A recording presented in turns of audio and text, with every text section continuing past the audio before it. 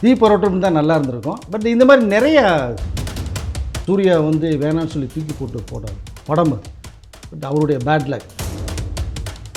எஸ்கேவுடைய பேர் அந்த கோல்டு எழுத்துக்களால் பிடிக்கப்படுன்னு நினைக்கிறேன். நான் பிரமாதமாக பண்ணியிருக்கேன். சுதா கொங்கரா வந்து உண்மையிலே ஒரு எக்ஸலண்ட். அவரெல்லாம் தனியாக எங்கேயாவது தேட்டரை பார்க்க போனான்னா அடி வாங்கிட்டு வந்துடுவார். அப்படி ஒரு கேரக்டர் சொல்லுவாங்க. பொண்ணு வந்து ஹிந்தி எதிர்த்து தமிழ் மொழிக்காக போராடும்.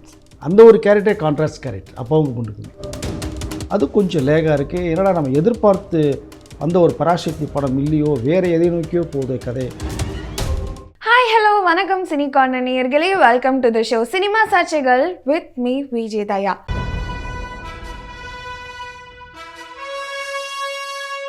இன்னைக்கான நேர்காணலில் நம்மளோட யார் இணைஞ்சிருக்காங்கன்னா பத்திரிகையாளர் வெங்கடேஷ் அவர்கள் தான். பராசக்தி திரைப்படம் எப்படி இருக்கு, இதை பற்றி தான் இவர்கிட்ட பேச போகிறோம். வாங்க அவரை சந்திக்கலாம். வணக்கம் சார், எப்படி இருக்கீங்க? வணக்கம், நல்லா இருக்கம்மா. ஸோ பராசக்தி எப்படி இருக்குன்னு பேச தான் போகிறோம். பட் அதுக்கு முன்னாடி மிகப்பெரிய டவுட், பராசக்தி திரைக்கு வருமா வராதான்னு. என்ன பிரச்சனை, எப்படி தியேட்டருக்கு வந்துச்சு? அது மிகப்பெரிய ஒரு கேள்விக்குறியாக இருந்துச்சு. யூஎஸ் சர்டிஃபிகேட் கொடுத்துட்டாங்க, பட் அது வாங்கல. அது நிறைய கட்ஸு கொடுத்துட்டாங்க. கிட்ட ஒரு 27 கட்ஸு, நிறைய சீன்ஸில் மியூட் பண்ண சொல்லிட்டாங்க. ரெண்டாவது வந்து தீ பரவட்டும் அப்படிங்கிறலாம் நீதி பரவட்டும்ங்கிற அந்த வேர்ட்ஸ் எல்லாம் போட சொல்லிட்டாங்க. பட் அதெல்லாம் நம்ம படம் பார்த்ததுக்கு அப்புறம் தான் தெரியுது, தீ பரவட்டம்னா தான் அதுக்கு ஒரு மீனிங்கே இருக்குது. நீதி பரவட்டம்னா அது எப்படிங்கிறது புரியல நமக்கு. ஸோ இப்போ படத்தில் தீ பரவட்டம்னு இருக்கா இல்லை நீதி பரவட்டம்னு இருக்கா? நீதி பரவட்டம் தான் இருக்குது. தீ பரவட்டம் தான் நல்லா இருந்திருக்கும். பட் இந்த மாதிரி நிறையா கரெக்ஷன்ஸு அது இது அப்படின்னு சொல்கிறதுனால நிறைய ஏகப்பட்ட ப்ராப்ளம்ஸ். இவங்க யூசிடிவிடி ட்ரை பண்ணாங்க, அது சென்சார் போர்டு தரலை. ஏற்கனவே ஜனநாயகம் படத்துக்கு பெரிய பிரச்சனை ஓடிட்டுருக்கு. இவர் வாங்கலாமா 10 ஏன்னா நேற்று வரைக்குமே வரலை, உங்களுக்கு சென்சார் வாங்கலை. அப்படிங்கும்போது இதுவும் மிகப்பெரிய ஒரு கேள்விக்குறியாக மாறிச்சு. ஆனால் கிட்டத்தட்ட நேற்று ஆஃப்டர்நூன் மேலே அவங்க சர்டிஃபிகேட் பரவாயில்ல நீங்கள் கொடுங்கன்னு சொல்லி எவ்வளோ கட்ஸ் பண்ணாலும் பரவாயில்ல, மீட் பண்ணாலும் பரவாயில்ல, நீங்கள் எழுத மாற்ற சொன்னதெல்லாம் பார்த்தீங்கன்னா சில ஷார்ட்ஸ்லாம் பார்த்தீங்கன்னா க்ளோஸ்அப்பில் கூட போட்டிருப்பாங்க, எழுதியிருப்பாங்க. அந்த ஷார்ட்ஸ்லாம் ரீஷூட் பண்ணது மாதிரி வருது. ஸோ அதனால் இந்த மாதிரி ப்ராப்ளங்களோட வந்தபோது நேற்று ஆஃப்டர்நூன் கொடுத்ததுக்கப்புறம் தான் சரி பொங்கலுக்காவது தம்பி படம் வரட்டுமேன்னு சொல்லி வந்துச்சு. இன்றைக்கி போய் பார்த்தோம். உண்மையிலேயே படம் வந்து எப்படி சொல்கிறதுனா, நம்ம எதிர்பார்த்ததை விட அதிக அளவில் படம் சூப்பராக பண்ணியிருக்காங்க சுதா கொங்கரா. சிவகார்த்தியின் அந்த செலின்ற கேரக்டரில் உண்மையிலே வந்து மிகப்பெரிய அவருக்கு பெரிய கிஃப்ட் இந்த படம் அவருக்கு கிடைத்தது. நான் சூர்யா வந்து வேணான்னு சொல்லி தூக்கி போட்ட படம் அது. பட் அவருடைய பேட் லக். மீண்டும் தோல்வி படங்களே கொடுத்துட்ருக்காருன்ற மிகப்பெரிய ஹிட்டை கொடுத்துருக்கலாம். இப்படி ஒரு படத்தில் நடிச்சுன்ற அந்த வரலாற்று பக்கத்தில் சூர்யாவுடைய நேமு பொறிக்கப்பட்டிருக்கும். அது இப்போதில் எஸ்கேவுடைய பேர் அந்த கோல்டு எழுத்துக்களால் பொறிக்கப்படுன்னு நினைக்கிறேன். நான் பிரமாதமாக பண்ணியிருக்கேன். சுதா கொங்கரா வந்து உண்மையிலே ஒரு எக்ஸலண்ட் மூவி. பட் அவர்கள் வந்து ஒரு ஆந்திராவை சேர்ந்தவர்கள், தமிழ்நாட்டில் நடந்த அந்த கலாச்சாரத்தை வைத்து பண்ணிருக்காங்கன்னா உண்மையிலே பெருமைக்குரிய விஷயம். நம்ம இயக்குநர்களுக்கே வரலைங்கிற மிகப்பெரிய கேள்விக்குறி எனக்கு இருக்குது. ஸோ வந்து எஸ்கே யாரோட கேரக்டரை வந்து ப்ளே பண்ணுறாங்க? ஏன்னா உண்மை சம்பவம் தான் வந்து சொல்லியிருக்காங்க. யாரோட கேரக்டர், அதோட வரலாறு? இல்லை, அவர் ஜென்ரலாக வந்து ஒரு ஃபேமிலியில் ஒரு அண்ணன் தம்பி கேரக்டர்ஸ். அதில் அண்ணனாக சிவகார்த்தியன், தம்பியே அதர்வா. அந்த அண்ணாமலை யூனிவர்சிட்டியோடைய இந்த ராஜேந்திரன் ஸ்டூடெண்ட் கேரக்டர் அதர்வா பண்ணியிருக்கார். அது பெரிய விஷயம். ஆனால் எஸ்கே விட்டுத்தரன்றது இருக்கு இல்லையா ஒன்று, ஏன்னா ஹீரோயிசம். பட் அதை பேஸ் பண்ணி தான் கதை நகரும். அப்படிங்கும்போது அந்த கேரக்டரை வந்து எடுத்திருக்காரு. பட் மெயினாக வந்து தமிழ் மொழி அது ரொம்ப முக்கியம் அப்படின்னு சொல்லி இந்தி எதிர்ப்பு தெரிவிக்காமல் திணிப்பை வந்து நடந்த போராட்டத்தினுடைய கதைக்களமாக வந்திருக்கு. அண்ணன் தம்பி கேரக்டர் அண்ணனாக வந்து எஸ்கே வந்து மிரட்டியிருக்கார். ஒவ்வொரு ஃப்ரேமும் நம்மளை சில காட்சியெல்லாம் கண்கலங்க வச்சுருக்காரு. ரொம்ப அருமையான ஒரு நடிப்பு, அந்த எக்ஸ்பிரஷன், ஃபேஸ் ரியாக்ஷன்லாம் நல்லா பண்ணியிருக்காரு. அதர்வா அதோட ஸ்டெப்பு எஸ்கேவோட பிரமாதமாக பண்ணியிருக்காரு. நமக்கு சொல்லுங்கள், பராசக்தி படம் எப்படி இருக்குது? பிரமாதமாக இருக்குது. சுருக்கமாக சொல்லப்போனால் இந்த மாதிரி ஒரு படங்கள், அது தமிழ் மொழி எவ்வளோ பாடுபட்டு நம்ம நாட்டுக்கு வாங்கி கொடுத்தார்கள். பிரிட்டிஷ்காரன்றது சூத்திரத்தை வாங்கியாச்சு. அந்த இண்டிபெண்டன்ஸ் 1947 கிடச்சிது. இந்த மொழி போராட்டம் அதிகமாக இருந்தது. என்னடா நம்ம மொழியை வந்து நம்மகிட்ட வாங்குறதுக்கு நம்ம இந்திய அரசே இவ்வளோ பெரிய ஒரு இக்கட்டான சூழ்நிலையை உருவாக்குது. அப்படிங்கும்போது அந்த 1959 நடந்த ஒரு மேட்டரை கையில் எடுத்தாங்க. 59 ஒரு ஸ்டூடெண்ட்டாக சிவகார்த்தியன் இந்த இந்தி மொழி திணிப்பு ரொம்ப ஆக்ரோஷமாக இருந்து ஒரு எதிர்ப்பை தெரிவிக்கிறாரு. ஒரு ரயில் எரிப்பையும் ஒரு போராட்டத்தையும் பண்ணுறாரு. அதன் விளைவாக தன் நண்பன் இழக்கும் போது தான் சரி வேண்டாம்னு சொல்லி ஒதுங்கி போகிறாரு. அந்த போராட்டத்தை கையில் எடுக்கிறார், தம்பி எடுக்கிறார், ஒரு கல்லூரி மாணவராக. ஸோ இப்போ அவர் கையில் எடுத்த உடனே இவர் ஹிந்தி வந்து கற்றுக்கணும்னு ஆசைப்பட்றார் சிவகார்த்தியன். நீங்கள் அங்கே ஒரு 20 மினிட்ஸ் கொஞ்சம் லேகாக இருந்தாலும் சில விஷயங்கள் கொண்டு போகிறாங்க. பட் ஒரு சந்தர்ப்பம், ஒரு ட்விஸ்ட் லாக்காது, ஹீரோ எப்படி மாறுறாங்கிறது. அப்போ ஹிந்திக்கு எதிர்ப்புக்கு ஒரு அகென்ஸ்டாக தம்பி கூட 2 பேர் கை கொடுத்துட்டு ஒரு போராடுறாங்க. இப்படி ஒரு கதைக்களம். 2 பேருமே பிச்சு அது மேய்ஞ்சிருக்கான்னு சொல்லலாம், அந்தளவுக்கு பிரமாதம் இருக்காங்க. ரவிமோகன் கேரக்டர் தான் ரொம்ப ரொம்ப எக்ஸலண்ட். மனுஷன் வில்லனை வந்து மிரட்டியிருக்கார். அவரெல்லாம் தனியாக எங்கேயாவது தேட்டரை பார்க்க போனான்னா அடி வாங்கிட்டு வந்துடுவார். அப்படி ஒரு கேரக்டர் சொல்லுவாங்க, அப்படி ஒரு கொடூரமான ஒரு வில்லன். பட் இங்கே தமிழ் மொழிக்கு ஏன் அவர் வந்து எதிர்ப்பு தெரிவிக்கிறாங்கிறதுக்கு ஒரு சின்ன ஒரு கட்ஸ் ஒரு டைலாக்ல மட்டும் முடிக்கிறாங்க. அது புதுசாக இருக்குது. எப்போவுமே ஒருத்தருக்கு பிடிக்கலைன்னா அவருக்கு ஒரு ஃப்ளாஷ்பேக்கை சொல்லுவாங்க, பாதிக்கப்பட்டதை சொல்லுவாங்க. இது அதெல்லாம் போல். ஸோ அம்மா வந்து இது வடநாட்டை சேர்ந்தவர்கள், அப்பா ஒரு தமிழன், கல்யாணம் பண்ணி அம்மா ஏமாற்றி விட்டு போயிடுறாங்க. அதனால் அந்த தமிழன் மேலேயும் தமிழ் மொழி மேலேயும் அவருக்கு மிகப்பெரிய ஒரு வக்ரம் இருக்குது. அந்த கேரக்டரை வெளிப்படுத்துகிறார் இப்படி. ஸோ அந்த ஒரு லைன் வந்து அறிவான லைன். பட் இப்படி ஒரு தமிழ் மொழியில் இங்கே இருக்கிறவர், இந்த தமிழால் வளர்க்கப்பட்டவர் அப்படிங்கும்போது வந்து அவர் இந்த கேரக்டரை பண்ணுறது வந்து ஒரு தில்லு வேணும். அது உண்மையிலேயே பிரமாதமாக பண்ணியிருக்காரு. ஸ்ரீலீலா நல்ல வரவு அப்படின்னு சொல்லலாம். ஸோ அடுத்த கட்டத்துக்கு நயன்தாரா திரிஷா விட்டு போன இடத்த இவங்க பிடிச்சிக்குவாங்கன்னு நினைக்கிறேன். பட் ஓவரால் எல்லா ஆர்டிஸ்ட்டுமே நல்ல சாய்ஸ். இதில் நம்ம இந்த ரகுபதி கூட பண்ணியிருக்காரு, டானா ரகுபதி. பிரமாதமான ஒரு 3 சீன் வந்தாலும் நச்சுன்னு பண்ணியிருக்காரு. இதோட பேசிக் ஜோசப் ஒரே ஒரு சீன் வந்து தியேட்டரை அதிர வச்சுட்டு போயிட்டார் கேமியோ ரோலில். எல்லாமே பிரமாதம் பண்ணியிருக்காங்க. அறிஞர் அண்ணாவா சேத்தன் ஒன்று பண்ணியிருக்காரு. அப்படியே நம்ம கண்ணு முன்னாடி அண்ணா அவர்களை கொண்டு வந்து காமிச்சிருக்காரு. ஸோ ஓவரால் எல்லா ஆக்டர்ஸுமே சுதாகுங்கரை வந்து செதுக்கி அப்படியே அழகாக பண்ணியிருக்காங்க. நயன்தாரா த்ரிஷா விட்டு போன பிளேஸ்ன்னு சொல்கிறீங்க. நயன்தாரா ஓகே, த்ரிஷா இன்னும் நடிச்சிட்டு தானே இருக்காங்க, தக் லைஃப் அந்த மாதிரி படங்கள்லாம். அப்புறம் என்ன விட்டு போன லைஃப்பில் என்ன பேரை கேவலப்படுத்துனாங்கிறது எல்லாருக்கும் தெரியும் இல்லையா? பொன்னியின் செல்வனில் தூக்கி விட்டாங்க, மணிரத்னா தக் லைஃப்பில் போட்டு குழி தோண்டி போச்சிட்டாரு. ஸோ அவ்வளோதான், ஒரு பீரியடு தான். கிட்டத்தட்ட ஒரு 40 இயர்ஸ் ஆகிடுச்சு. இனிமேலும் ஹீரோனை கண்டினியூ பண்ணுறத சிரமம். பட் இவங்க நல்லா அப்படி சில்லுன்னு இருக்காங்க, கூலாக இருக்காங்க. ஸோ இவங்க தமிழ் டெபியூ எப்படி இருக்குது? தமிழ் டெபியூட் அருமையான கேரக்டருங்க, பவர்ஃபுல் ரோல்.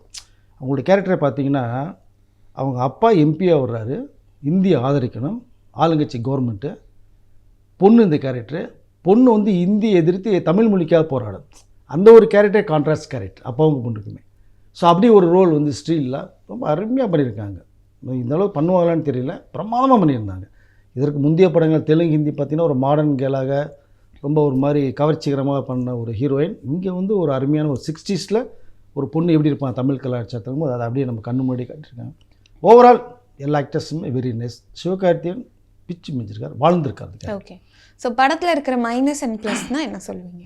இல்லை, மைனஸ் அந்த பிகினிங்கில் வந்து ஒரு 15-20 மினிட்ஸ் கொஞ்சம் கதைக்குள்ளே அவங்க போகிறதுக்கான எடுத்துக்கிற டைம் இருக்குது பார்த்தீங்களா, அங்கே சில ஒரு மாதிரி காமெடி மாதிரி கொண்டு இந்த லவ் ட்ராக் கொண்டு போகிறாங்க சிவகார்த்தியனுக்கும் ஸ்ரீலீலாக்கும்.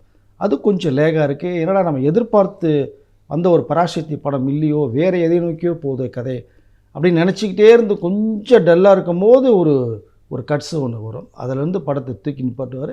இன்ட்ரோல் பிளாக் தெரிக்கும் உங்களுக்கு. அதிலேருந்து படம் தூக்கி நிப்பாட்டுறது செகண்ட் ஹாஃப்லாம் எங்கேயும் வந்து நகரவே முடியாது, கண்ணு பார்வை அங்கேயே ஸ்க்ரீன்லேயே இருக்கும்.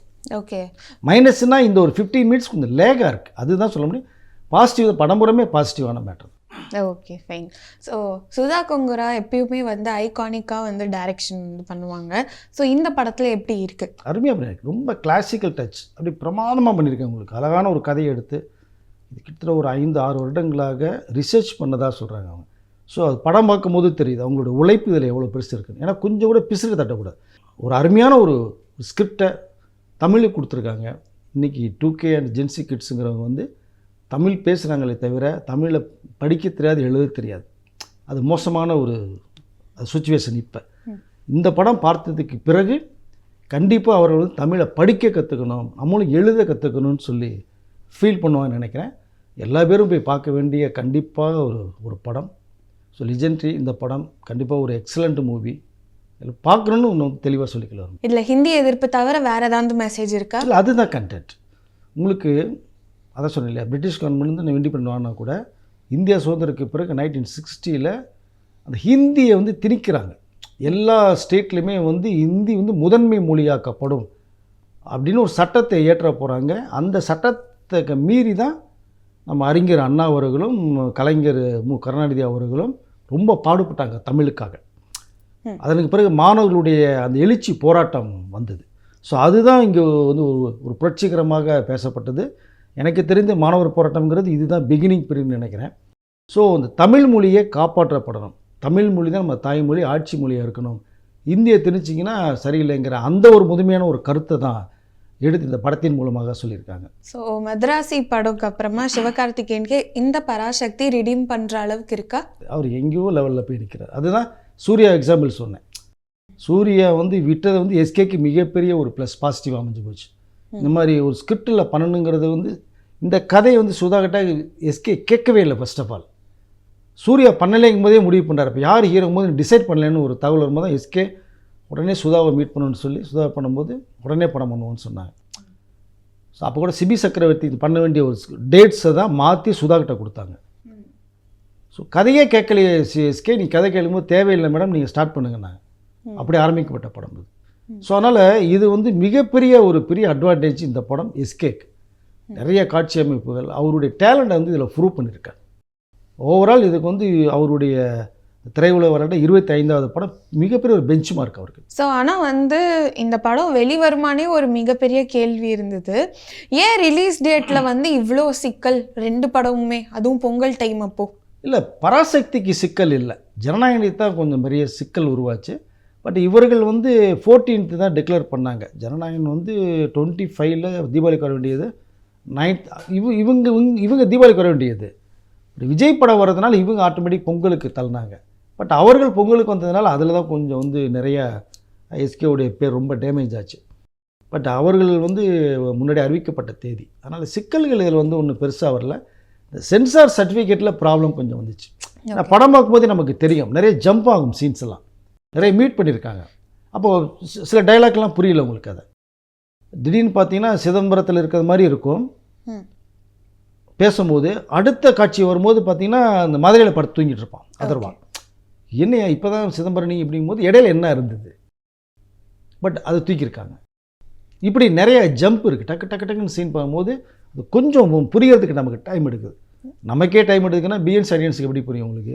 என்ன சொல்ல வந்தால் திடீர்னு காணப்பட்டேன் அப்படிங்க மாதிரி. இப்போ அதுக்கும் மீறி படம் வந்து ஒரு நேரேஷன் இருக்குது, பிரமாதமாக பண்ணியிருக்காங்க. குறைகள்னு பார்த்தீங்கன்னா இந்த இடத்துல செகண்ட் ஹாஃபில் நீங்கள் எதையுமே சொல்ல முடியாது. பட் அந்த ஃபஸ்ட்டு ஒரு 10 நிமிஷம் கதைக்குள்ளே போகிறதுக்காக லேக் இருக்கே தவிர மற்றபடி ஓவரால் வந்து த பெஸ்ட் பிக்சர். ஸோ வந்து ஜம்ப்ஸ் இருக்குது அந்த மாதிரிலாம் வந்து சொல்லியிருக்கீங்க. ஸோ ரிவைஸ்டு எடிஷனை தான் வந்து இப்போ தேட்டரில் ரிலீஸ் பண்ணியிருக்காங்க அப்படின்னே வந்து சொல்லலாம். ஸோ இதில் வந்து லேக் எதுவுமே தெரியலையா? நிறைய மியூட் பண்ணியிருக்காங்கன்றீங்க, ஜம்ப் பார்த்தாலே தெரியுதுன்றீங்க. அதான் தெரியும் தானே சொல்கிறேன் நான் உங்களுக்கு. அதான் அதில் லேக் தெரியலையா? லேக் வந்து அதில் வந்து நமக்கு பெருசாக நமக்கு தெரிஞ்சதுனால ஒன்றும் பெருசாக தெரியல. ஆனால் என்னென்னா நீங்கள் கதைக்குள்ளே போகிறதுக்கு சில சீன்ஸ் வைக்கிறேன், அதுதான் நமக்கு லேகாக தெரியுது. இது வந்து ஏதோ ஒன்று இருக்குது இல்லைங்கிறது மாதிரி தான் ட்ராவல் பண்ணி உங்களுக்கு போக முடியும். அதில் லேக் தெரியல நமக்கு. டக்கு டக்குன்னு சீன்ஸ் வந்து ஸ்பீடு போகும். உங்களுக்கு அடுத்தடுத்து என்ன நடக்க போகுதுங்கிற ஒரு விஷயத்தை கன்வே பண்ணும்போது இது பெருசாக தெரியல. இந்த ஸ்பீட் செகண்ட் ஆஃப் இன்ட்ரோல் பிளாக்கே தெரியும் உங்களுக்கு. இன்ட்ரோலுக்கு பிறகு உங்களுக்கு ஸ்பீட் அதிகமாக போகும். ஸோ அதனால் அது ஒன்றும் பெருசாக லேக் தெரியும். ஓகே சார், ரவி மோகன் மிரட்டியிருக்காரு அப்படின்னு சொல்லியிருக்கீங்க. ரீசெண்ட் டைம்ஸில் அவர் வந்து ஃப்ளாப்ஸ் தான் கொடுத்துட்ருக்காரு. இந்த படத்துக்கு அப்புறம் அவரோட மார்க்கெட் எப்படி இருக்கும்? சூப்பராக இருக்கும். இதில் வந்து வில்லன் கிட்ட தானே பண்ணியிருக்காரு உங்களுக்கு, பட் ஆன்டி ஹீரோ மாதிரி தான் உங்களுக்கு த்ரோட்டு ஃபுல்லாக வர்றாரு. பிரமாதமாக பண்ணியிருக்காரு. அந்த அவருடைய ஃபேஸ் நீங்கள் பார்த்தீங்கன்னா சாக்லேட் பைன் தான் சொல்லுவோம். ஜெயம் ரவிமோகன் பேரை மாற்றிட்டார் இல்லையா, இப்படி தான் இருக்கும்னு பார்த்தா இதில் வந்து அவருடைய பெர்ஃபார்மன்ஸே மிரட்டியிருக்காரு. அந்த ஹைட்டு வெயிட்டுக்கெலாம் அந்த போலீஸ் ஆஃபீஸராக கொடுமைக்காரன் ஒரு காவல்துறை அதிகாரி பண்ணும்போது பின்னிருக்கார் படம்கிட்ட. பட் ஃபீச்சர்ஸ் அவருக்கு இனிமேல் ரொம்ப ரொம்ப அருமையாக இருக்கும்னு தான் நான் நினைக்கிறேன். இந்த மெயின் கேஸ்ட்டை தவிர இந்த கேரக்டரை அப்ரிஷியேட் பண்ணலான்னா யாரை சொல்லுவீங்க? இல்லை, எல்லாமே நல்லா பண்ணியிருக்காங்க. நீ யாரையுமே கண்டிப்பாக குறை சொல்ல முடியாது. நீ சிவகார்த்திகேயனும் சரி, அதர்வாலாம் வந்து இத்தனை நாள் இந்த அதர்வா ஏன் நம்ம டைரக்டர்ஸ் மிஸ் பண்ணாங்கன்னு எனக்கு தெரியல. அவ்வளோ டேலண்ட்டை வச்சுட்டு ஒரு மனுஷன் பின்னி விளையாடி இருக்கார், அந்த கேரக்டரில் வாழ்ந்திருக்கார், அவ்வளோ அருமையாக பண்ணியிருக்காரு. ஸோ அதனால் அவரை யாருமே குறை சொல்ல முடியாது. ஃபர்ஸ்ட் ஆஃப் ஆல் அதுதான் நான் முக்கியமாக டெக்னீஷியனே குறை சொல்ல முடியாது. கேமராமேன்லேருந்து ஆர்ட் டைரக்டர்லேருந்து கண்ணு முன்னாடி 60s பீரியடை கொண்டு வந்திருக்காரு. மியூசிக் டைரக்டர் அருமையாக ஜிவி பேக்ரவுண்ட் ஸ்கோர் அந்த டைப்பில் எப்படி இருக்குமோ. ஏன்னா இது இப்போ உங்களுக்கு படம்னா எது வேணாலும் ஜிமிக்ஸ் பண்ணலாம். நீங்கள் 60 படம் போது நீங்கள் எதுவுமே ஜிமிக்ஸ் பண்ண முடியாது. ஸோ அதை கொஞ்சம் நீட்டாக பண்ணியிருக்காங்க. அந்த டான்ஸ் மாஸ் மூமெண்ட்ஸ் அப்போ எப்படி இருக்குமோ அந்த மூமெண்ட்ஸு எவ்ரிதிங் பிரமாதம் பண்ணி. ரவி மோகன், ஸ்ரீலீலா, அறிஞர் அண்ணா பண்ண சேத்தன், அப்படி நிறையா கேரக்டர்ஸ் குறையே சொல்ல முடியாத அளவுக்கு சுதா வந்து பண்ணியிருக்காங்க. ஃபைனலி படத்தோட சாங்ஸ் எப்படி இருக்குது? படம் சாங்ஸ் நல்லா அருமையாக இருக்குங்க. ஆனால் என்னென்னா இந்த படத்துக்கு இந்த சாங் வந்து மிடில் தேவையான்றது மாதிரி தான் நமக்கு ஒரு தாட்ஸ் போகுது. ஏன்னா இந்த கதைக்களத்துக்கு இந்த லவ் ட்ராக் ஒன்று போகும்போது இங்கே கண்டிப்பாக ஒரு கமர்ஷியல்னு ஒன்று தேவைப்படுது பார்த்தீங்களா, அங்கே தான் எல்லா டைரக்டருமே விழுந்து போகிறாங்க. நீங்கள் ஃபஸ்ட் ஹாஃபில் ஒரு சாங் ஒன்று வச்சுட்டாங்க, செகண்ட் ஹாஃபில் வந்து கதை இன்ட்ரோல் பிளாக்கே உங்களுக்கு அதாவது வேறு லெவலில் இருக்கும். இப்போ ஜெயிலர் படத்தில் உங்களுக்கு இந்த ரஜினிகாந்தோட இன்ட்ரோல் பிளாக் எப்படி இருந்தது உங்களுக்கு? ஸோ அந்த மாதிரி ராயன் படத்தில் தனுஷோட இன்ட்ரோல் பிளாக் மிரட்டிருங்கடா. அடுத்து என்ன போது செகண்ட் ஹாஃப் ஓப்பன் பண்ணி ஒரு சாங்கோட ஓப்பன் பண்ணுறாங்க. பட் சாங் நல்லாயிருக்கு, மியூசிக் நல்லாயிருக்கு, மெலோடி ஒரு 3 ஹிட் சாங் சூப்பராக கொடுத்துருக்காரு. ஆனால் அந்த கதைக்கு கொஞ்சம் ஒட்டாமல் ட்ராவல் ஆகி போகுது. ஏன்னா ஜிவி பிரகாஷோடைய இது 100வது படம் வேறு, அந்த கிரெடிட் நல்லா இருக்கு அவருக்கு வந்திருக்கு. ஓகே, ஸோ வந்து கமர்ஷியலில் தான் விழுறாங்க அப்படின்னு வந்து சொன்னீங்க. பட் கமர்ஷியலாக கொடுக்காம பல பேசப்பட்ட படங்கள் இருக்கே, அப்போ ஏன் கமர்ஷியல் தான் பண்ணணும்னு ஒரு எப்படி சொல்கிறது கம்பல்ஷனான்னு? இல்லை, இது வந்து என்னென்னா அவங்க 2 பேர் லவ் பண்ணுறாங்க போது அதை ட்ரீம் சாங்காக கொண்டு போகிறாங்க. செகண்ட் ஹாஃபில் ஃபஸ்ட் ஓப்பனிங் மாதிரி ட்ரீம் சாங்காக கொண்டு போகிறாங்க. பட் நம்மளுடைய பார்வைக்கு அது தேவை இல்லைன்னு தோணுது. அது இயக்குனர் பார்வைக்கு இருந்தால் நல்லாயிருக்கும். 2 பேரும் வந்து ரொம்ப ராவாக போயிடக்கூடாது.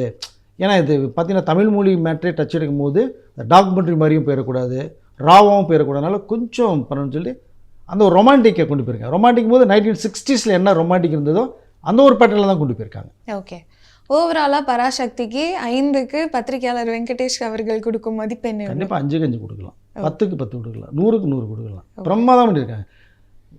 சுருக்கமாக இந்த படத்தை யாரும் தவற விடக்கூடாது. மொத்தத்தில் ஒரு அருமையான ஒரு மொழிப்பற்று உள்ளவர்கள் கண்டிப்பாக தாய்மொழி இருக்கிறவங்க தமிழ் மொழி எந்த அளவுக்கு பாதுகாக்கப்பட்டது அப்படிங்கிற விஷயம் ஒன்று இருக்கு இல்லைங்களா?